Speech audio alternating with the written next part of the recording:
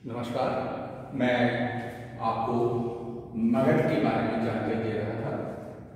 मैंने इससे पहले वाले वीडियो में आपको ये बताया था कि 6वीं शताब्दी ईस्वी पूर्व में भारत के शक्तिशाली राजवंशों के अंदर मगध एक बहुत महत्वपूर्ण स्थान रखता था और ये मगध इतना शक्तिशाली बनता जा रहा था कि इसने अपने राज्य विस्तार को बहुत ज़्यादा फैला लिया था।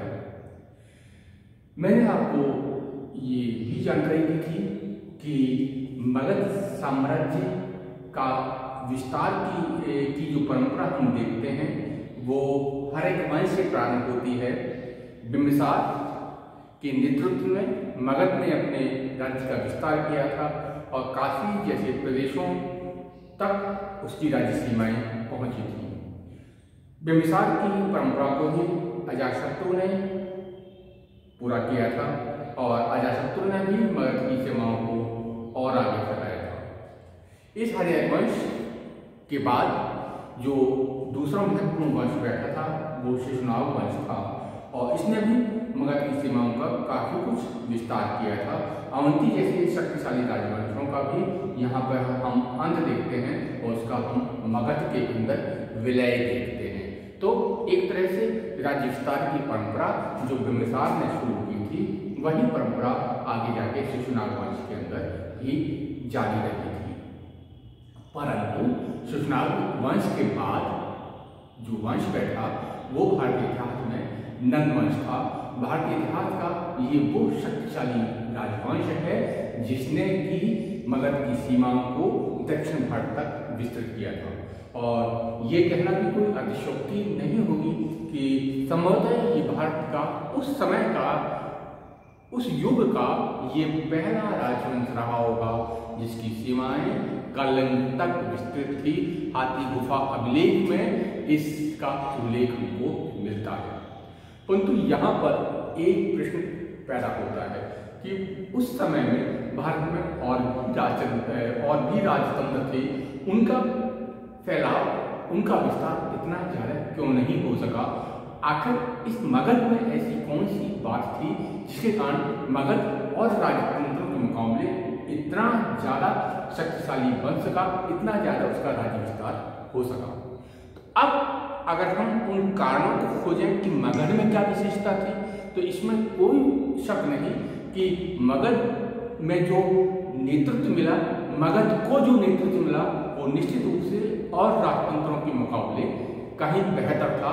उन राजाओं की महत्वाकांक्षाएं, उनकी नेतृत्व क्षमता, उनकी शासन करने की क्षमता निश्चित रूप से भारत के और राजतंत्रों से बेहतर थी और इसी कारण उनकी इन महत्वाकांक्षाओं ने मगध की राज्य सीमाओं को बहुत ज़्यादा फैला दिया था।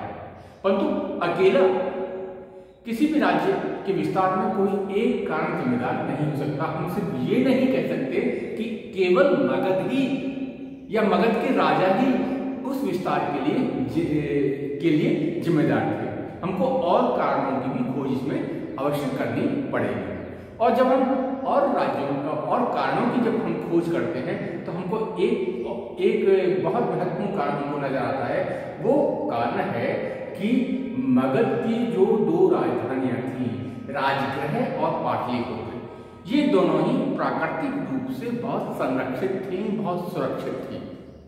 मगध की दोनों राजधानियां इतनी सुरक्षित थी, प्रकृति ने उनको इतना सुरक्षित बनाया था कि उनके ऊपर आसानी से विदेशी आक्रमण संभव नहीं होता था।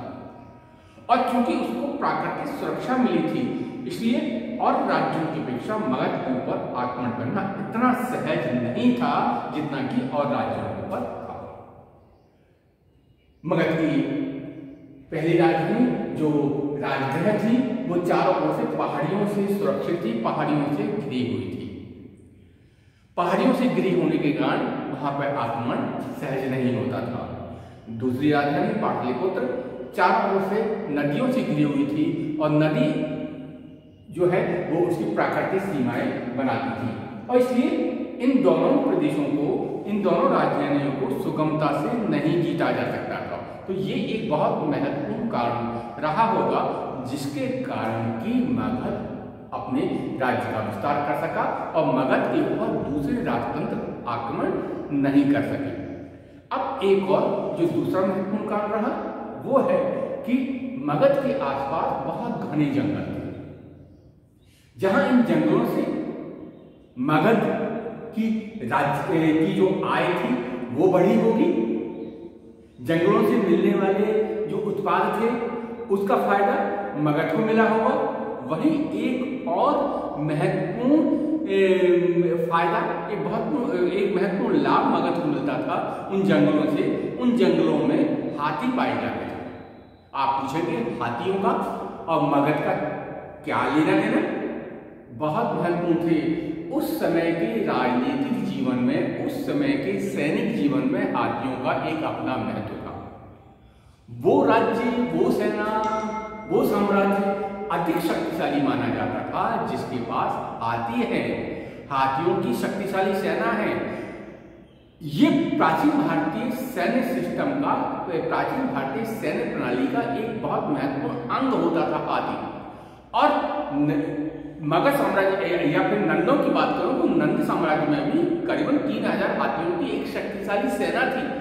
इन हाथियों को मगध को खरीदना नहीं पड़ता था, ये हाथी सहज रूप से मगध के जंगलों में उपलब्ध हो जाया करते थे। तो ये हाथियों की सहज उपलब्धता भी मगध के राज्य विस्तार का एक बहुत महत्वपूर्ण कारण बना था। एक और कारण हम इसका ले सकते हैं कि मगध क्षेत्र में लोहे और तांबे की बहुतायतता थी। मगध क्षेत्र के अंदर लोहा बहुत था, तांबा बहुत था, यानी कि ये दो महत्वपूर्ण खनिज किसी भी राज्य के विस्तार के लिए, किसी भी राज्य को शक्तिशाली बनाने के लिए बहुत महत्वपूर्ण हो सकते हैं। क्योंकि अगर किसी के पास लोहे की खानें हैं तो निश्चित रूप से वहां पर हथियार बनाने की जो कला है वो विकसित होगी। तो मगध के पास जो मूल संसाधन थे वो उपलब्ध थे, उसके बाद लोहा उपलब्ध था, उसके पास तांबा उपलब्ध था और इनके माध्यम से वो बहुत अच्छे हथियारों का निर्माण सस्ती दरों पर कर सकता था, आसानी के साथ कर सकता था। और ये सुविधा उस समय के देश के अन्य राज्यों के पास, अन्य राजतंत्रों के पास उपलब्ध नहीं थी। तो ये भी एक बहुत महत्वपूर्ण काम, बहुत महत्वपूर्ण मगध को एक सुविधा थी जिसके कारण कि वो अपना राज्य विस्तार कर सका। एक और महत्वपूर्ण बात है कि मगध का जो पूर्वी भाग था वो उत्तरापद के व्यापारिक मार्गों को जोड़ता था। मगध का सीधा संबंध उत्तरापद के व्यापारिक मार्गों से था और इन व्यापारिक मार्गों से जो काफिले गुजरते थे उससे मगध को बहुत ज्यादा आय हुआ करती थी और इससे ये मगध उत्तर भारत के उस उत्तरापद को नियंत्रित भी कर सकता था। तो यहाँ से कई व्यापारिक रास्ते गुजरने के कारण मगध को आर्थिक रूप से काफी फायदा पहुंचा करता था।